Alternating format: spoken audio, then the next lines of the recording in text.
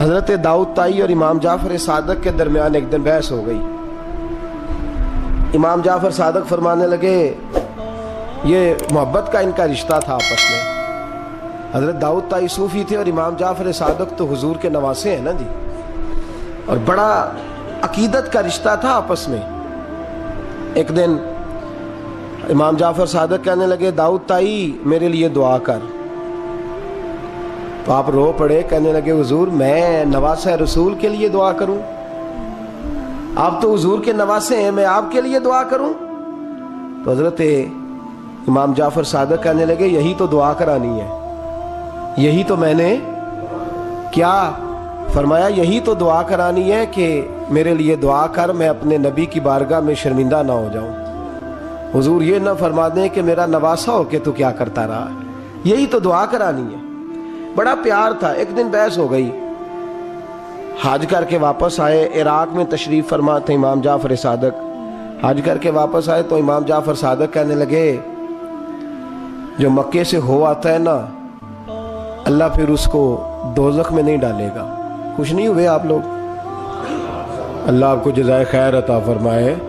فرمایا جو کعبے کا دیدار کر لے ایک دفعہ زندگی میں اور ایمان کی حالت میں، اللہ پھر اسے دوزخ میں، ایک دفعہ جو دیدار کر لے ایمان کی حالت میں، اللہ دوزخ میں۔ یہ فرمانے لگے یہ میری بات ہے، تو تصدیق کر میری بات کی، کہہ میں نے ٹھیک کہا ہے۔ پیار تھا نا، تو کہنے لگے داؤد طائی تو کہہ میں نے ٹھیک کہا ہے۔ کہنے لگے جی آپ نے فتوی پورا نہیں دیا تو میں کیسے تصدیق کر دوں؟ آپ نے پورا فتویٰ، پوری بات کریں تو تصدیق کرا لیں۔ کہا پوری بات کیا ہے؟ فرمانے لگے جو خانہ کعبہ بیت اللہ کا دیدار کر لے اللہ دوزخ میں نہیں ڈالے گا، اور جو مدینے سے ہو آئے اللہ اسے جنت میں ضرور داخل فرمائے گا صلی اللہ علیہ وسلم۔ تو آپ فرمانے لگے داؤد طائی میں نے تو مسئلہ بیان کیا اس لیے کہ جس نے ایمان کی حالت سے کعبہ دیکھ لیا تو اس کا اللہ پہ ایمان پختہ ہے، اور من قال لا الہ الا اللہ داخل الجنہ۔ اور تو نے یہ جو کہا ہے نا ضرور جنت میں داخل کرے گا مدینے دیکھنے والوں کو، تو بھی دلیل پیش کر۔ مکہ کا ایمان کے ساتھ دیکھنے والا تو میں نے حدیث پیش کر دی، تو دلیل دے۔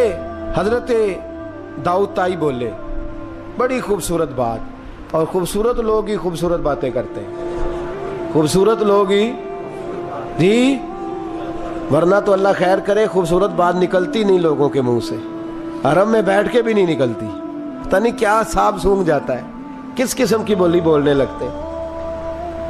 خوبصورت لوگ خوبصورت بات کرتے ہیں۔ حضرت داؤد طائی کہنے لگے میری دلیل یہ ہے کہ پورے مکے میں کہیں جنت تو نہیں نا، مکہ دیکھنے والے کو جنت ملتی ہے پر مکے میں جنت نہیں۔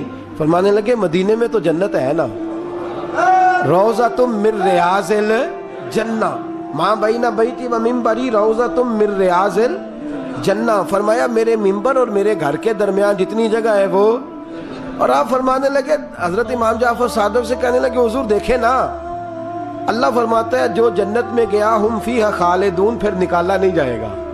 تو کہنے لگے میرا عقیدہ ہے جو دو نفل بھی ریاض الجنت میں پڑھ لے اللہ اسے ضرور جنت میں داخل فرمائے گا، اس لیے کہ جو گیا وہ دوبارہ واپس۔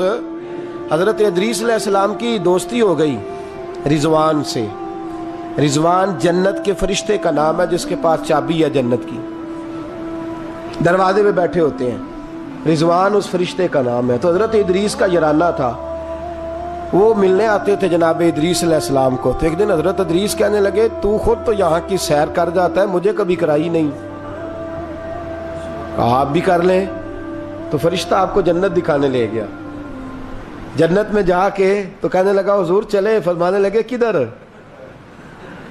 کہنے لگا واپس، فرمانے لگے میں نے جانا ہی نہیں۔ اس نے کہا کیوں؟ فرمانے لگے اللہ فرماتا ہے ہم فیہا خالدون، جو جنت میں آئے گا نکالا نہیں جائے گا، تو کیسے مجھے نکال سکتا ہے؟ کہنے لگے جناب آپ نے سیر کا کہا تھا۔ فرمایا سیر ہی ہے یہ، اس لیے کہ جنتی ساری عمر ہی سیر کریں گے، وہ سیر ہی کریں گے، سفر تو تھکا دیتا ہے بندے کو، یہ سیر ہی ہے۔ اب وہ فرشتے پریشان ہوئے تو رب کریم نے فرمایا وہ فرشتے تیرا اور اس کا یارانہ بھی میں نے لگوایا تھا، اور اس کو جنت کی سیر پر آنے کی خواہش بھی میں نے ہی پیدا کی تھی، اور تو کون ہوتا ہے میری بغیر اجازت دروازہ کھول سکے؟ بلوایا بھی میں نے ہی تھا۔ اور یہ جو میں نے کہا نا اڑ جا، یہ توفیق بھی میری ہوئی ہے، میری طلب بھی تو تیرے کرم کا صدقہ ہے۔ یہ پاؤں اٹھتے نہیں بلکہ یہ اٹھائے جاتے ہیں، تو جب بلا لیا ہے جنت میں داخل کرا لیا ہے، اور جنت بھی وہ والی جس کو میرے رسول پاک کے قدموں نے جنت بنایا ہے، وہ جنت جس کو ریاض الجنہ کا لفظ دیا ہے، حضور نے جنت جس کو بنایا ہے، وہاں تک پہنچ جائے۔ یہ ہے ارض جنت، یہ طیبہ کی زمین ہے ارض جنت، پر زمین کس کی ہے؟ کیسا عجیب معاملہ ہے، یہ ہے ارض جنت، یہ طیبہ کی زمین ہے۔ جنت بھی یہیں، کیونکہ مالک جنت بھی یہیں ہے، جنت بھی یہیں، مالک جنت بھی یہیں، جنت بھی یہیں تو مالک جنت بھی۔ اور جتنا جنت کا اعلان میرے نبی نے فرمایا نا، سارا فرمایا ہی مدینے میں ہے۔ اور جنت بیچی ہے کئی دفعہ نبی پاک نے، کئی دفعہ فرمایا بیر روما کما خرید کے دو، مجھ سے جنت لے لو۔ حضرت عثمان نے کہا حضور میں خرید دیتا ہوں۔ کہا جنگ تبوک کے لیے سامان دو، مجھ سے جنت لے لو۔ حضور نے تو کئی دفعہ سیل لگائی ہے جنت کی۔ یہ ہے ارض جنت، یہ طیبہ کی زمین ہے، جنت بھی یہیں، مال کے جنت بھی یہیں ہے۔ کعبۃ اللہ، حضرت عبداللہ ابن مسعود رضی اللہ تعالیٰ عنہ فرماتے ہیں جس کو ایک تکلیف آئے نا کعبے میں، کتنی جی؟ تو ایک کدی تے آئی جاندی ہے نا، میرے ورگے ہمیشہ دے تھکے بندے، ایک آدھ تکلیف تو بخار آ گیا، پیر میں درد ہونے لگ گیا، کوئی تکلیف تو آئی جاتی ہے۔ فرماتے ہیں ایک تکلیف اگر تجھے حرم مکہ میں آئی نا، ایک، تو اللہ تیرے 80,000 سال کے گناہ معاف فرما دے۔ کتنے؟ 80، 100 نہیں، میں نے سوچ سمجھ کے جملہ کہا ہے، 80۔ ایک تکلیف اگر تجھے کہاں بولے نا یار، کتنی؟ ایک، گناہ کتنے معاف؟ یہ کس نے کہا ہے؟ حضرت عبداللہ ابن مسعود نے۔ وعدہ کس کا ہے؟ اللہ کا۔ وعدہ کس کا ہے؟ اگر مدینے چلے جائیں تو میرے نبی پاک صلی اللہ علیہ وسلم کو پتا تھا لوگ میرے غلاموں کو دھکے بھی ماریں گے، مجنون اور پاگل بھی کہیں گے، ان کو بری نظروں سے بھی دیکھیں گے، کہیں گے یہ تو ہے ہی پاگل، بڑا کچھ ہوگا۔ واہ محبوب تیرے انداز میزبانی پہ قربان جائیں، کیسا بندوبست فرمایا، کیا انداز اختیار فرمایا۔ فرمایا تم میں سے جو کوئی مدینے آیا وہ میرا مہمان ہے۔ کوئی مدینے مکے میں ایک تکلیف پہنچی تو 80,000 سال کے، اور یہاں مدینے میں واہ کیا جود و کرم ہے شاہ بطحہ تیرا۔ واہ دیکھیں اعلیٰ حضرت لفظ کیا کہتے ہیں، واہ کیا جود و کرم ہے شاہ بطحہ تیرا، نہیں سنتا ہی نہیں دیکھیں ترکیب اعلیٰ حضرت کی، ایسے جملے درد ہو تو نکل، نہیں سنتا ہی نہیں مانگنے والا تیرا۔ اور کہتے ہیں تیرے قدموں میں رہوں غیر کی ٹھوکر پہ نہ ڈال، جھڑکیاں کھاؤں کہاں چھوڑ کے صدقہ تیرا۔ اور تیرے قدموں میں جو ہے غیر کا منہ کیا دیکھیں، پھر کون نظروں پہ چڑھے دیکھ کے طلبہ تیرا، دیکھ کے جلوہ نہیں۔ اعلیٰ حضرت کا انداز کوئی اعلیٰ مزاج لوگ ہی سمجھتے، جلوہ نہیں جی۔ کہتے ہیں جس نے میرے مصطفیٰ کے قدم کا تلوہ دیکھ لیا اس کی نظر پہ کوئی نہیں چڑھتا، تو جس نے جلوہ دیکھ لیا صلی اللہ ہو، کون نظروں پہ چڑھے دیکھ کے تلوہ تیرا، قدم دیکھ لے تو نظر پہ کوئی نہیں چڑھتا، تو جو سیدنا صدیق اکبر کی طرح مولا علی کی طرح جلوہ ہی دیکھ لے۔ اب میری نگاہوں میں جچتا نہیں کوئی، جیسے میرے محبوب ہیں ایسے میرے رسول کریم صلی اللہ علیہ وسلم نے فرمایا جو حرم مدینہ میں آئے اور اسے کوئی تکلیف پہنچے، اس پر کوئی آزمائش آئے، اسے پریشان کیا جائے، اسے یہاں کوئی دکھ پہنچے، تو میرے حبیب نے فرمایا وہ میرا مہمان ہے، وہ صبر کرے۔ یا رسول اللہ کیا ملے گا؟ فرمایا تم مدینے کی تکلیفوں پہ صبر کرنا، میں قیامت کے دن اللہ کی بارگاہ میں تمہاری سفارش کروں گا، میں رب کی بارگاہ میں تمہاری سفارش کروں گا۔ مکہ مکرمہ میں تکلیف پہنچی تو گناہ معاف ہے، اور یہاں تکلیف پہنچی تو حضور کی سفارش۔ اور پھر دیکھیے نیکی کا انداز دیکھیے، مکہ مکرمہ میں کوئی ایک نیکی کرے تو 1,00,000 کا ثواب ہے، ایک نماز پڑھو تو کتنے کا؟ ہم نے کبھی سوچا بھی نہیں ہوگا کہ 1,00,000 نفل پڑھیں گے۔ ایک طواف کرو تو کتنے طواف کا ثواب؟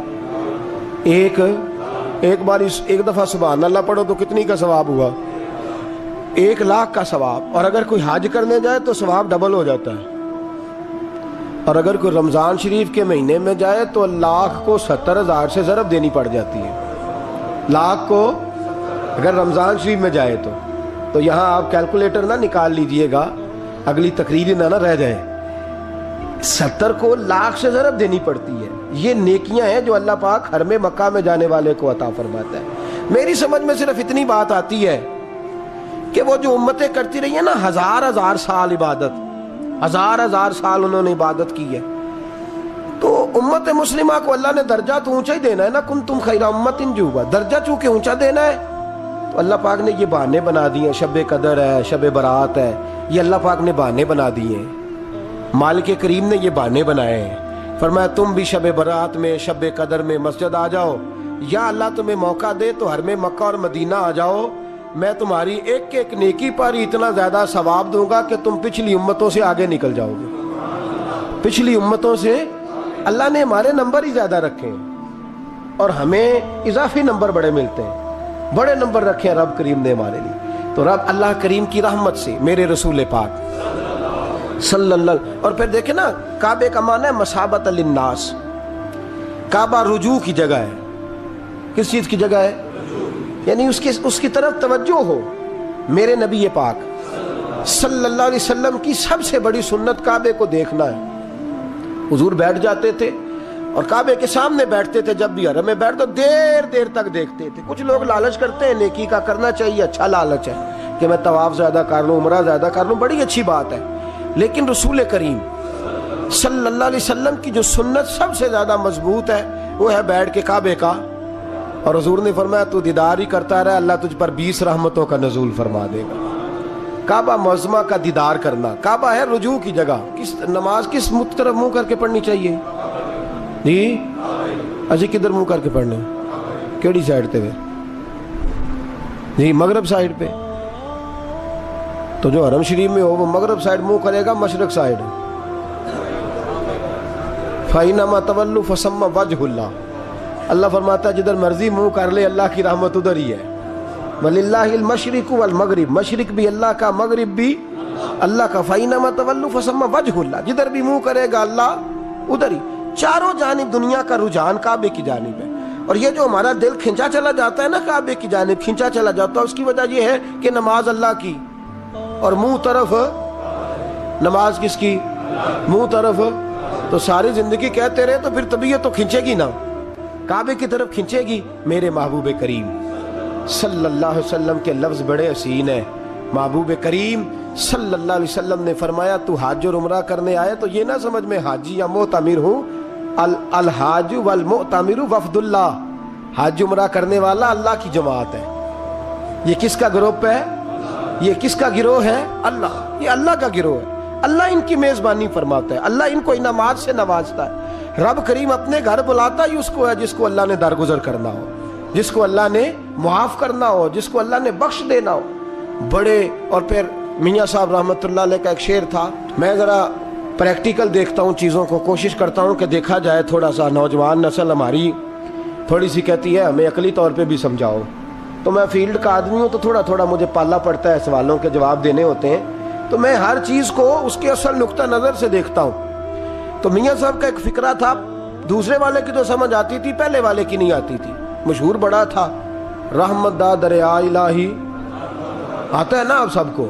مینوں نہ سناؤ تو بکری گل ہے، ویسے آتا ہے. رحمت کا دریا الہی تے جے ایک قطرہ. وہ جے ایک قطرے والی تو سمجھ میں بات آتی تھی، لیکن وہ جو ہر دم وگدا ہے وہ ظاہری آنکھوں سے نظر، کئی دفعہ ہمیں نظر، صاحب نظر لوگوں کو آتا ہے، باطن میں تو نظر آتا ہے، محسوس ہوتا ہے، لیکن ظاہر نظر یہ کسی نے دیکھنا ہو تو مکے مدینے جا کے نظر آتا ہے. رحمت دا دریا الہی ہر دم، ایک دم نہیں، ہر مدینے کی جس گلی پہ نظر کریں نا آپ ریلا ہی آ رہا ہے. مکے کی جس گلی پہ نظر کریں، وہ یہاں ایک جھوٹ بولتے ہیں ہمارے سیاستدان، کہتے ہیں یہ ٹھاٹھے مارتا سمندر، حالانکہ وہ نہر بھی نہیں ہوتی لوگوں کی. ٹھاٹھے مارتا سمندر، پتہ نہیں کدھر ٹھاٹھے لگ رہی ہے، اللہ ہی جانتا ہے. اور جو بھی شروع کرتا ہے بات یہیں سے. حرم شریف جا کے پتہ چلتا ہے ٹھاٹھے مارتا سمندر کس کو کہتے ہیں. رحمت دا دریا الہی ہر دم ہی وگدا تیرا تے جے کہ قطرہ بخشے مینوں کام. فرمایا یہ تو نیکی نہیں کہ منہ مشرق کی جانب کرو یا مغرب کی جانب کرو. تو یا اللہ نیکی کیا ہے؟ فرمایا نیکی وَلَكِنَّ الْبِرَّ مَنْ آمَنَ بِاللَّهِ وَالْيَوْمِ الْآخِرِ. فرمایا نیکی تو یہ ہے کہ اللہ اور آخرت پر ایمان لاؤ. نیکی ایمان کا نام ہے. پھر فرمایا فرشتوں پر، کتابوں پر، نبیوں پر ایمان لاؤ اور اپنا مال خرچ کرو اللہ کی محبت میں، رشتہ داروں پر، یتیموں پر، مسکینوں پر، مسافروں پر، مانگنے والوں پر، غلام آزاد کرانے کے لیے. اور فرمایا نیکی تو یہ ہے کہ نماز قائم کرو، زکوٰۃ ادا کرو، اپنے وعدے پورے کرو جب تم وعدہ کر لیتے ہو، اور جب تمہیں کوئی مصیبت پہنچے اس پر صبر کرو. فرمایا اولئک الذین صدقوا، یہ وہ لوگ ہیں جو نیکی کے دعوے میں سچے ہیں، جو ایمان بھی لائیں، خرچ بھی کریں، مصیبت پر صبر بھی کریں. یہ وہ لوگ ہیں جو ایمان کے دعوے میں سچے ہیں. وَأُولَئِكَ هُمُ الْمُتَّقُونَ، اور یہ وہ لوگ ہیں جو پرہیزگار ہیں اللہ سے. آگے یہ آیت جس میں اللہ نے قصاص کا حکم دیا ہے، بدلہ لینے کا. یہ حکم اسٹیٹ کے لیے ہے، حکمرانوں کے لیے. فرمایا کہ جب کوئی شخص کسی کے ساتھ کوئی ظلم کرے تو پھر اس کا بدلہ لو. تو کس طرح بدلہ لینا ہے؟ فرمایا الحر بالحر والعبد بالعبد والانثى بالانثى، آزاد کے بدلے آزاد، غلام کے بدلے غلام، عورت کے بدلے عورت. ہاں اگر کوئی وارث معاف کر دے تو بات الگ ہے، ورنہ بدلہ لو. اور قرآن مجید نے یہاں ارشاد فرمایا کہ اگر تم بدلہ لوگے تو زندگی ملے گی، تمہیں زندگی ملے گی. اگر حکمران مجرموں کو سزا دیں گے تو باقی لوگوں کی زندگی محفوظ رہے گی، بچے گی. حکم دیا گیا یہاں کہ بدلہ لیا جائے. پھر جب ہم 6 سے 7ویں رکوع کی طرف چلتے ہیں تو اس میں اللہ نے روزے کا حکم دیا، رمضان کی فضیلت بیان کی، اور ارشاد فرمایا گیا کہ جو روزہ نہ رکھ سکے وہ فدیۃ طعام مسکین، جو تو مریض ہو، بیمار ہو، وہ تو اتنے روزے جو ہے وہ اگلے دنوں میں رکھ لے. اور آگے جا کے یہ بھی بتایا گیا کہ جو زیادہ ہی بیمار ہو پھر وہ ایک مسکین کا فدیہ دے دے، کھانا دے دے. پھر اسی آیہ کریمہ میں رب کریم نے فرمایا اگر تم مجھ سے دعا مانگو گے اسی رکوع میں تو فرمایا میں تمہاری دعاؤں کو بھی ضرور قبول کروں گا. پھر اسی میں بتایا گیا کہ رات کے وقت تمہیں کھانے کی بھی اجازت ہے اور عمل زوجیت کی بھی تمہیں اجازت دی جاتی ہے. اسی طریقے سے پھر آگے اللہ تبارک و تعالیٰ نے حج کے مہینوں کے بارے میں علامتیں ارشاد فرمائیں اور مسائل حج کچھ آگے جا کے بیان کیے. اور ایک اور غلط رسم لوگ رسمیں بنا لیتے ہیں نا، ایک اور رسم تھی کہ یہودی اور عیسائی جب حج کرتے تھے نا، احرام باندھ لیتے تھے، پھر دروازے سے گھر میں داخل نہیں ہوتے تھے، اوپر سے چھلانگ لگا کے کہ اب ہم پاک ہو گئے. تو دروازہ چونکہ گناہگار ہے، اس کے بیچ سے گناہگار آتے جاتے رہے ہیں، لہذا دروازے سے نہیں گزرتے تھے. تو اللہ کریم نے فرمایا یہ کوئی نیکی نہیں، یہ کوئی طریقہ نہیں کہ تم دروازوں سے نہ گزرو. وَلَكِنَّ الْبِرَّ مَنِ اتَّقَىٰ، دروازے کے اوپر سے چھلانگ لگانا نیکی نہیں، بلکہ نیکی تو یہ ہے کہ اللہ سے ڈرنا شروع کر دو. حج کے بعد پاک صاف ہو جاؤ، ڈرنا شروع کرو، یہ اصل میں نیکی ہے. تو پھر اللہ تبارک و تعالیٰ نے حج کے مسائل کافی تفصیل کے ساتھ، چونکہ وہ فقہی مسائل ہیں اور پوری اس کی جزیات ہیں، لہذا وہ ایک نشست میں کرنے کی بات نہیں. تو رب کریم نے وہاں مشعر حرام کا بھی ذکر فرمایا اور ان سب چیزوں کی طرف نشاندہی فرمائی جن پر توجہ کرنا امت مسلمہ کے لیے بڑا ہی ضروری ہے. پھر آگے 8ویں رکوع تک یہ باتیں مختلف انداز میں چلتی رہیں. پھر 9ویں سے 10ویں رکوع میں ایک بات رب کریم نے یہ ارشاد فرمائی کہ میں نے کافروں کی نظر میں نا، جب انہوں نے میری نافرمانی کی ہے، میرے کلمہ نہیں پڑھا، میرے محبوب کو نہیں مانا، قرآن مجید کو نہیں مانا، تو فرمایا میں نے دنیا کی زندگی ان کے سامنے مزین کر دی. یہ بڑی سمجھنے والی بات. فرمایا زین للذین کفروا، وہ جنہوں نے کفر کیا تھا نا ان کے لیے زینت دے دی کسے؟ حیات الدنیا، دنیا کی زندگی کو اللہ نے نا ان کے لیے حسین کر دی. انہیں بڑے اچھے لگتے ہیں، یہ میری جائیداد ہے، یہ میرا باغ ہے، او میری حویلی ہے، یہ سارے میرے جناب بنگلے. فرمایا یہ چیزیں ہم نے کافروں کی نظر میں پھر پیاری کر دی.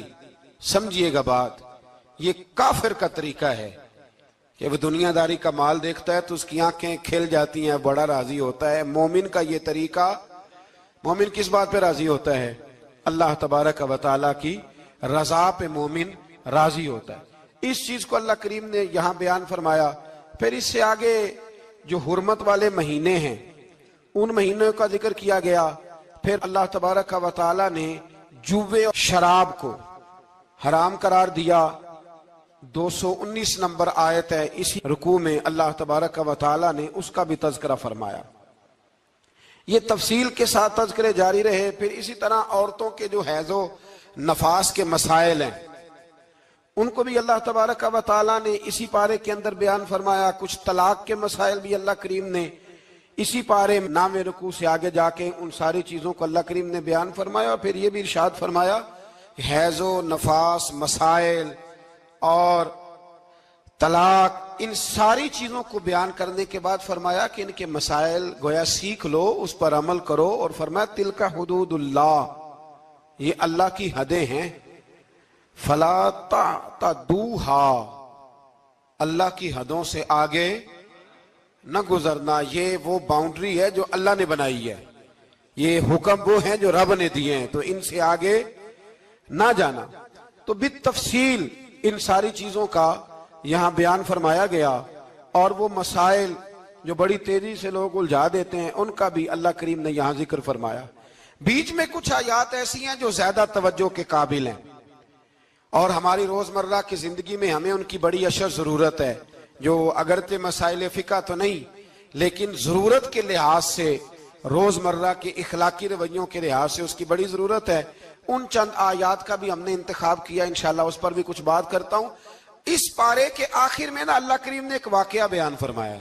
اس میں اللہ تبارک و تعالیٰ نے نا بنی اسرائیل کا ایک واقعہ بڑی تفصیل کے ساتھ, اور وہ اس پارے کے اختتام پر عقیدے کے لحاظ سے, نظریے کے لحاظ سے, سمجھنے کے لحاظ سے بڑی اہم چیز ہے, اس پر ضرور غور فرمائیں.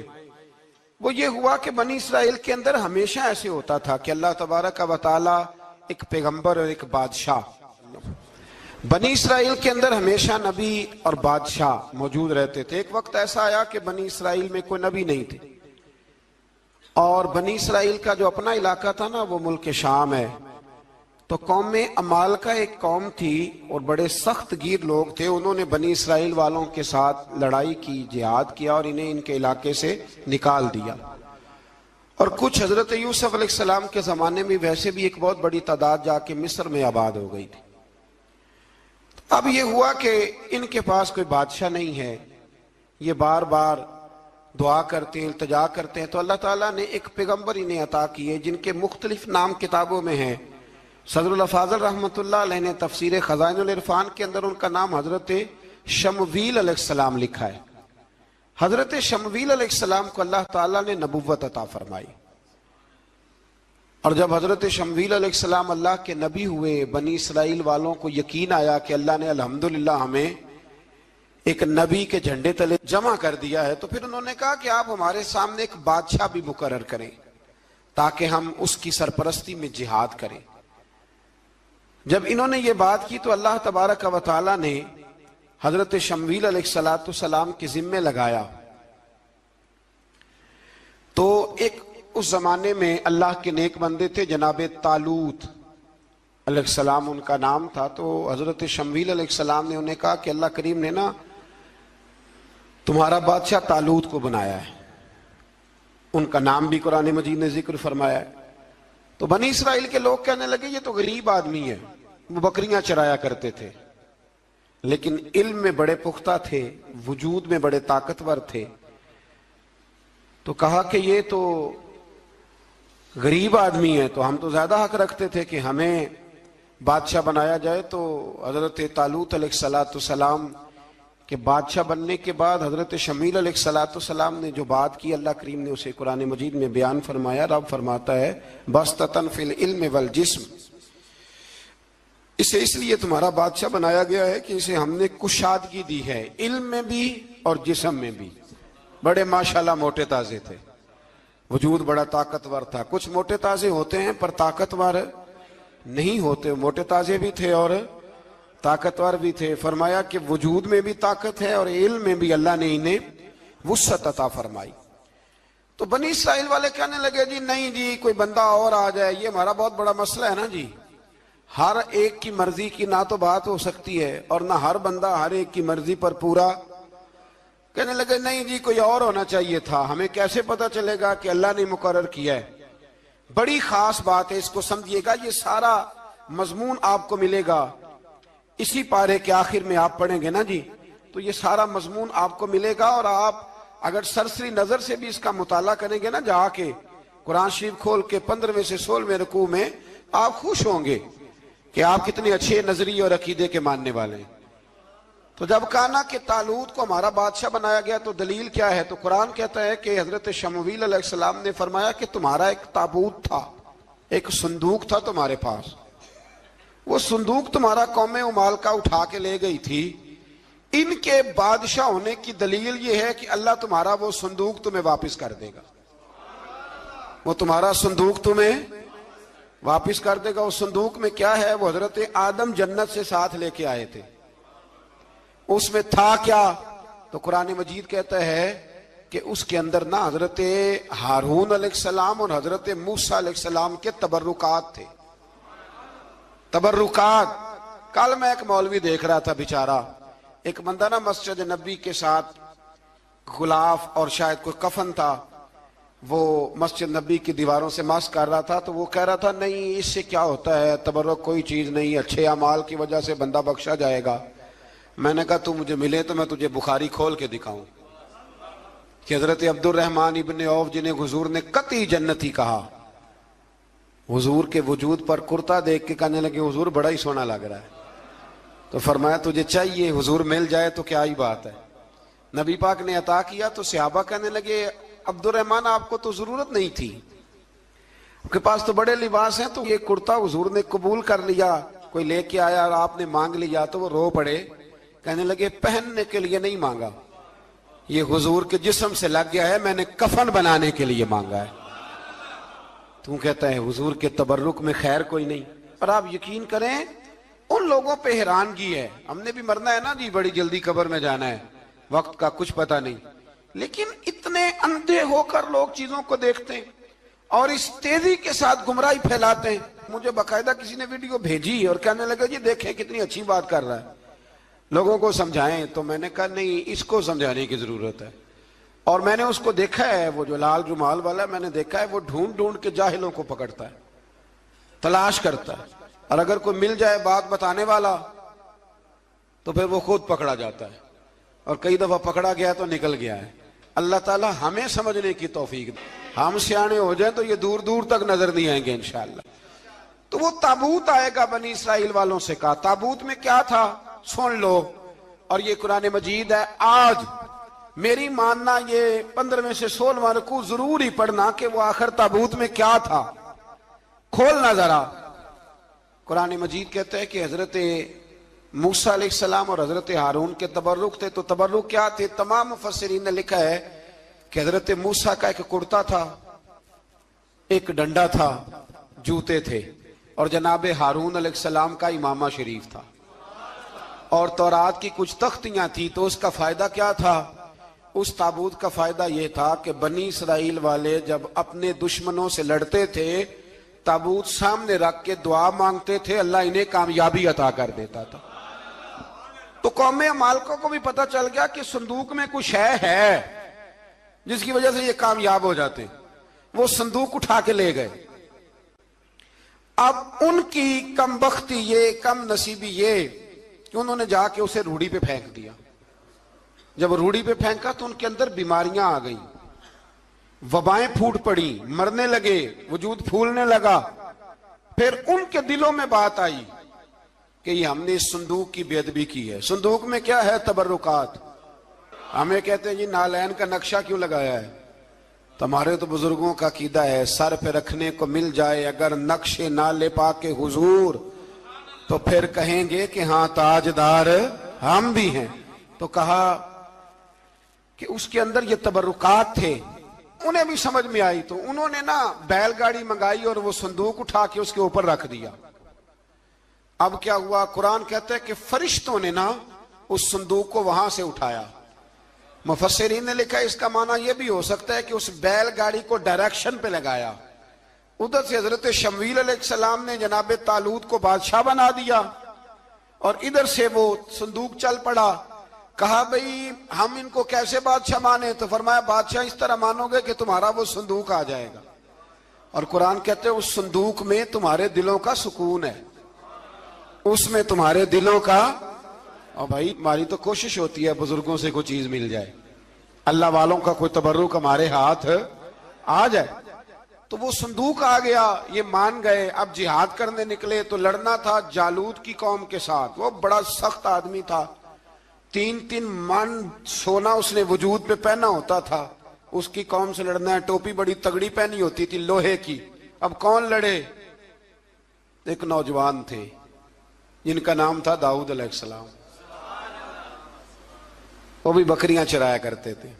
اور جن دنوں حضرت طالوت نکلے نا اپنی قوم کو لے کر جالوت کے خلاف لڑنے، تو حضرت داؤد بھی شامل ہو گئے. اللہ جب کسی کو نوازتا ہے نا تو پھر خاص ہی کرم نوازی کرتا ہے. مفسرین نے لکھا جب یہ جا رہے تھے نا، وہاں جا رہے تھے تو رستے میں انہیں 3 پتھر مل گئے. انہوں نے وہ تینوں پتھر اٹھا لیے. اس زمانے میں پتھر پھینکنے کے لیے چھوٹی چھوٹی لوگوں کے پاس چیزیں ہوا کرتی تھی. اس کو کوپھن بھی لوگ کہتے تھے، منجنیق، اس کو سامنے رکھ کے پھر بنائی گئی. تو آپ کے پاس بھی وہ آلہ تھا جس سے دشمن پر پتھر مارے جاتے تھے. تو آپ وہ مشین لے کر، وہ آلہ لے کر وہاں پہنچے ہوئے تھے. 3 پتھر آپ کے پاس تھے.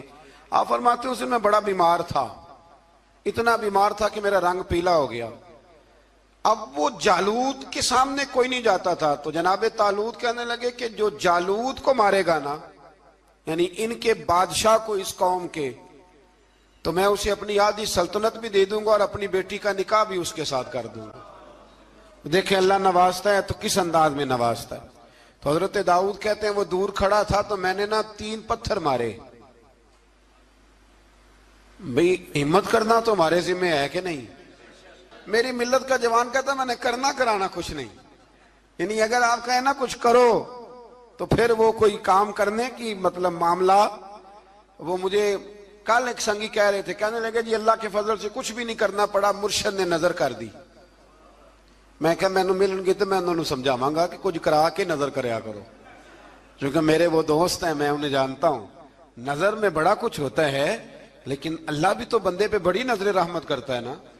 لیکن کہتا ہے 5 نمازیں پڑھ، رمضان کے روزے رکھ، زکوٰۃ فرض ہو تو ادا کر، یہ سارے کام کر، سچ بول، دیانتداری کر، پھر میں اپنے فضل سے تجھے جنت عطا کروں.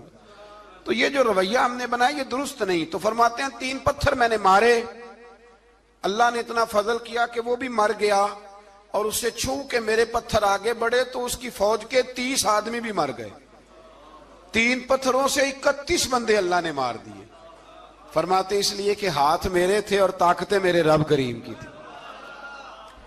تو حضرت داؤد علیہ السلام کے حصے میں جناب طالوت کی صاحبزادی بھی آئی، آدھی سلطنت بھی آئی. کافی سال حضرت طالوت حیات رہے، پھر ان کا وصال ہو گیا تو ساری سلطنت حضرت داؤد کو ملی.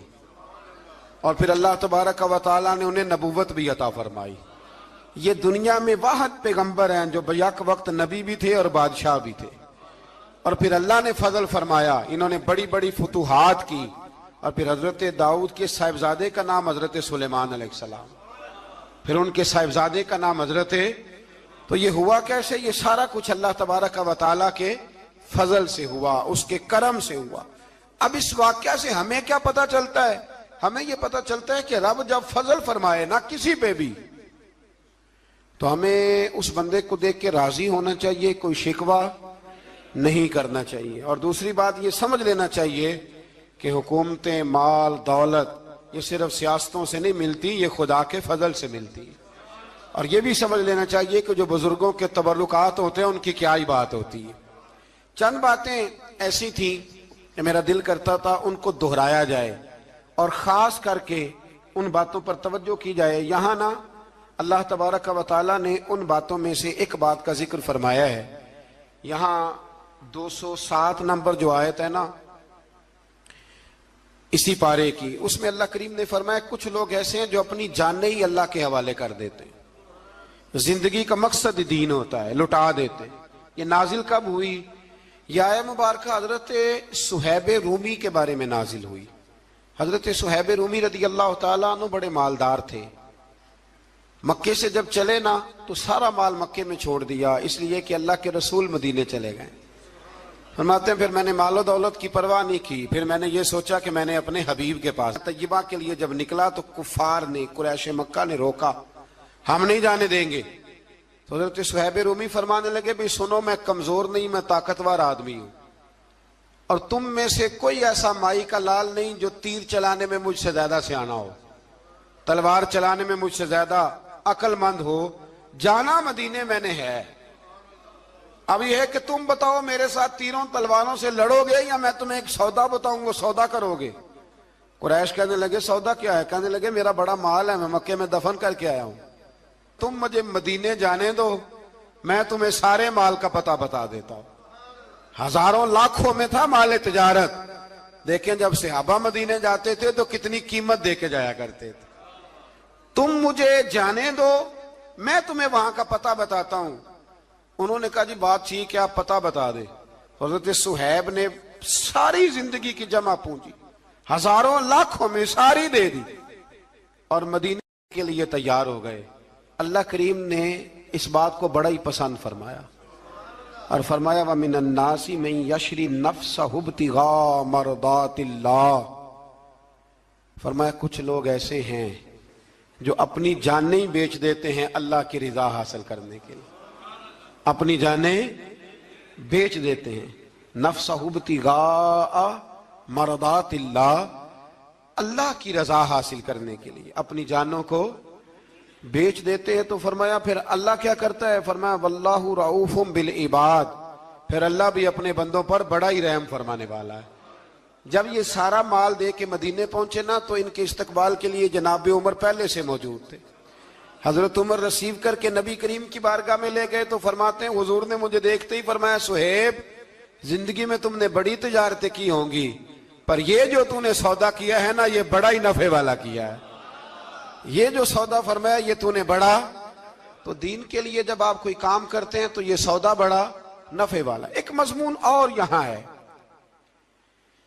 216 نمبر آیت میں، وہ بھی بڑا ہی سمجھنے والا ہے۔ اللہ کریم نے جب جہاد فرض کیا نا تو فرمایا کتب علیکم القتال، ہم نے تم پر قتل کرنا، قتال کرنا فرض کیا ہے۔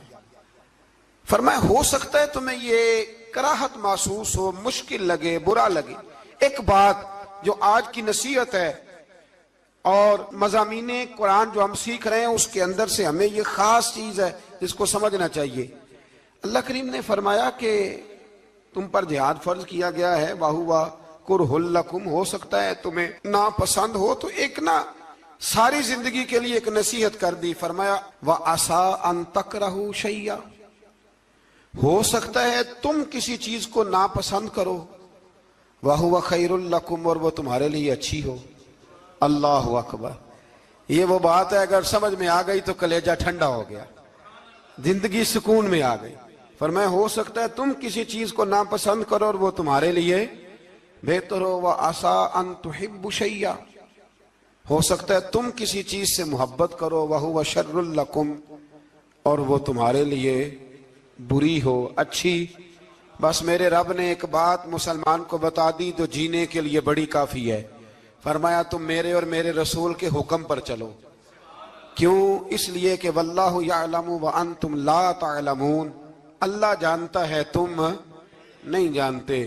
اللہ کے طریقوں کے مطابق، رسول اللہ کے بتائے ہوئے طریقوں کے مطابق چلو، اللہ جانتا ہے ہم جانتے نہیں۔ تو قرآن مجید کی اس نصیحت پر ضرور غور کریں۔ ایک شخص نے ایک دفعہ اپنی بیوی کی بڑی شکایتیں کی نبی کریم کی بارگاہ میں، تو رسول کریم علیہ السلام نے فرمایا ہو سکتا ہے اللہ تمہیں اس میں سے ایسی اولاد عطا کر دے جو تیرے لیے باعث خیر ہو۔ جو چیزیں ہم ناپسند کرتے ہیں بعض اوقات اسی میں سے اللہ تعالی ہمارے لیے خیر کر دیتا ہے۔